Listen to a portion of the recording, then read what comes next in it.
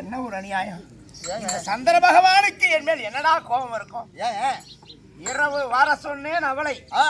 கண்டிப்பா எங்க அக்கா அவளை அனுப்பிடுவா. ஆமா, இப்பவே அவளுக்கு தாடி மேல ஆசை அதிகம். ஏண்டா டேய், இரவு வரும், அந்த கன்னிகை என்னோட காமத்திலே மந்தத்திலே படுத்து உறங்குவாள் என்று பார்த்தா இந்த சந்திரனும் வரமாட்டேங்கிறான், அந்த இரவும் வரமாட்டேங்குது, அந்த கன்னிகையும் வரமாட்டேங்கிறா. ஆமா, என்னடா இது? மாறன் விடக்கூடிய பாடங்கள் எல்லாம் என் மார் மீது பாய்கிறது. என்னடா நான் செய்யறது? அவள் அழகு என்ன அழகு! கட்டான கட்டழகி, கண்ணாட்டி, கொஞ்சம் கிளிமொழி, கோமேதக சிலை. அப்படிப்பட்ட வதன பெண் இனிமேல் நாம் காண முடியுமா, பார்க்க முடியுமா? அவளை எங்கடா போய் தேடுவேன்? ஏண்டா அவ வந்துட்டாடான்னு பாடுறான். இந்த காணாங்களே எனக்கு பைத்தியமே பிடிச்சிடும் போல இருக்கு. ஆமாங்க, பொண்ணுகிட்ட போனா பொண்ணு பின்னாடியே போனா பைத்தியம் தாங்க பிடிக்கும். என்ன பொண்ணு பின்னாடி போனா பைத்தியம் தானே பிடிக்கும். இந்த பெண்ணுடைய ஞாபகத்துல உயிரே போய்விடு போல இருக்கிறது. ஆமாங்க. டேய் சந்திரா, என் பேர் சந்திரன் இல்லைங்க. டேய் சந்திரா, என் பேர் சந்திரன் இல்லைங்க.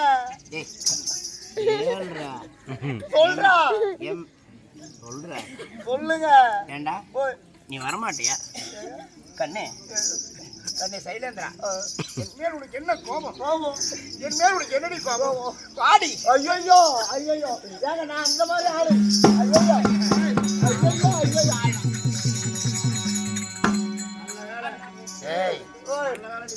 இன்னும் கொஞ்ச நேரத்துல அவ வரல. இன்னும் கொஞ்ச நேரத்துல அவ வரல. என்னதான் ரேப் பண்ணுவேன். என்னைவா? பாருதப்பா. அண்ணா கீசு அண்ணா. கண்ணே அண்ணா வந்து விட்டாயா? வந்து விட்டேன். பொறுமையாக இருங்கள். என்ன இது? என் மீது உங்களுக்கு விரகதாவும். வா, அதுதானே. என் மீது ஏன் இப்படி முகத்துக் கொள்கிறீர்கள்? அதனால வேண்டாம்.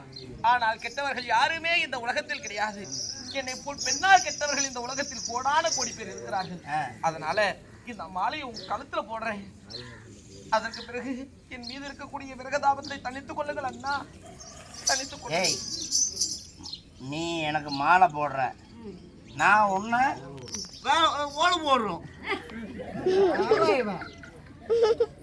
போடு, நீ முதல்ல போடு, அதுக்கப்புறம் நான் போடுறேன். அதுக்கப்புறம் உன்னை கொண்டு போய் குடியில போடுவாங்க.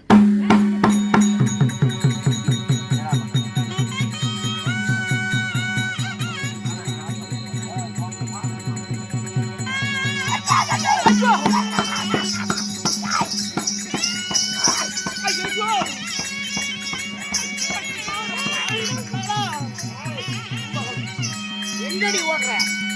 என்னடி?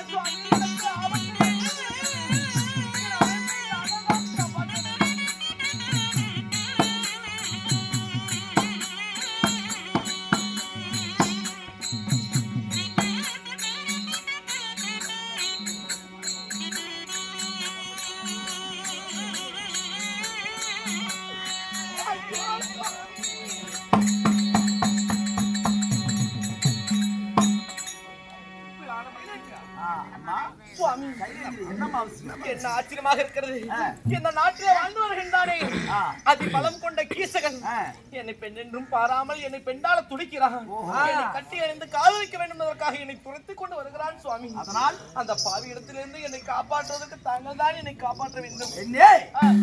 நாங்கள் இப்பொழுது குடிமக்கள் குறைகளை எப்படி தீர்ப்பது, எதை கொண்டு தீர்ப்பது சிந்தித்து ஆலோசித்துக் கொண்டிருக்கிறோம். இந்த நேரத்தில் உன்னுடைய நியாயத்தை நாங்கள் தீர்த்து வைக்கிறது நேரம் அல்ல. உன் நியாயத்தை தீர்த்து வைக்கிறதுனா இங்க யாரும் இல்ல.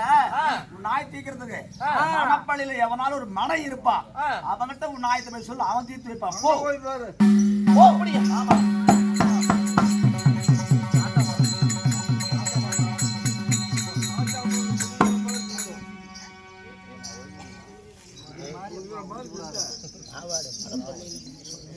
மடப்பள்ளியில் எவனாலும் ஒரு விறகு வெட்டது போயிருப்பான். சோறாகிறதுக்கு ஆளு விரபிலின்னு சொல்லி ஆச்சா மரத்தை பிடிக்கிட்டு இருப்பான்.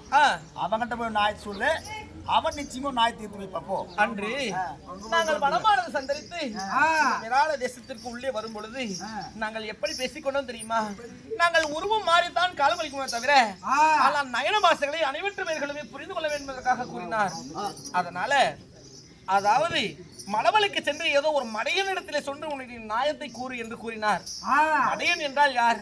மடவழியிலே வேலையில் இருப்பது எனது கணவராகிய மதகரி பீமசேனன்.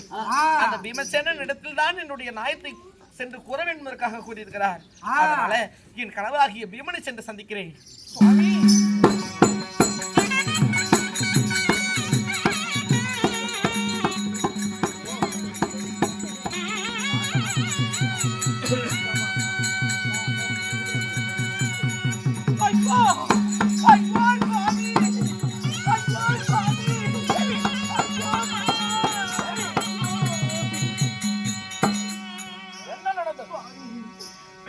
பாராமல் இந்த நாட்டை ஆண்டு வருகிறானே ஈசகன் என்னை பின்னால துரத்தி கொண்டு வருகிறான். சுவாமி என்ன சுவாமி என்ன செய்தான்? என்னை பின்னால துரத்தி கொண்டு வருகிறான். அந்த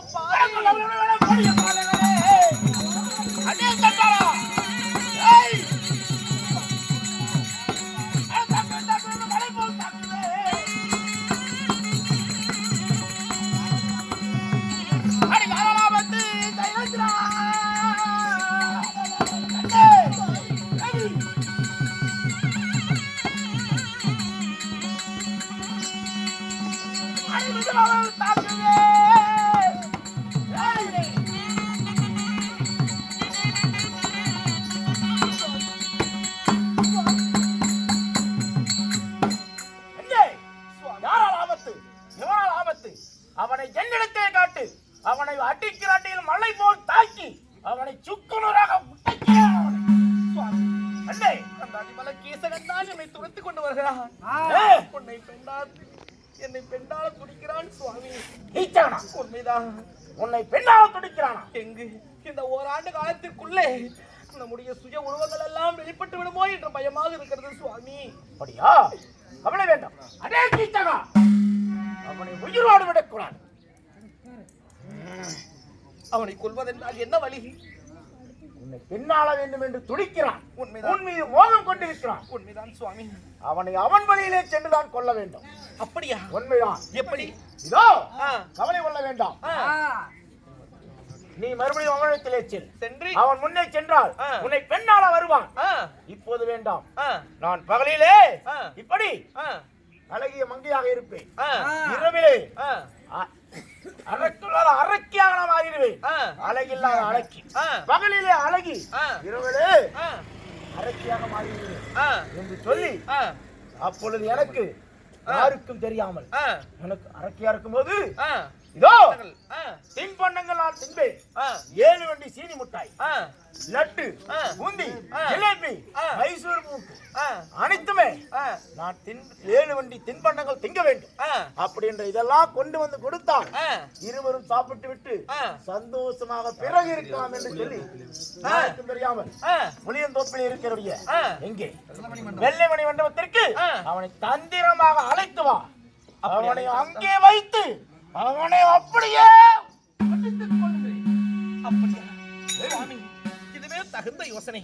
யாருக்கும் தெரியாமல் அந்த கீசகனை நான் புளியந்தோப்பில் அருகில இருக்கக்கூடிய வெள்ளமணி மண்டபத்திற்கு நான் இரவு அழைத்து வருகிறேன். அங்கு ஜாக்கிரதையாக செல்லுங்கள். அங்கு அவனுடைய கதையை முடித்து விடலாம். போய் வருகிறேன். சீக்கிரம் அப்படியே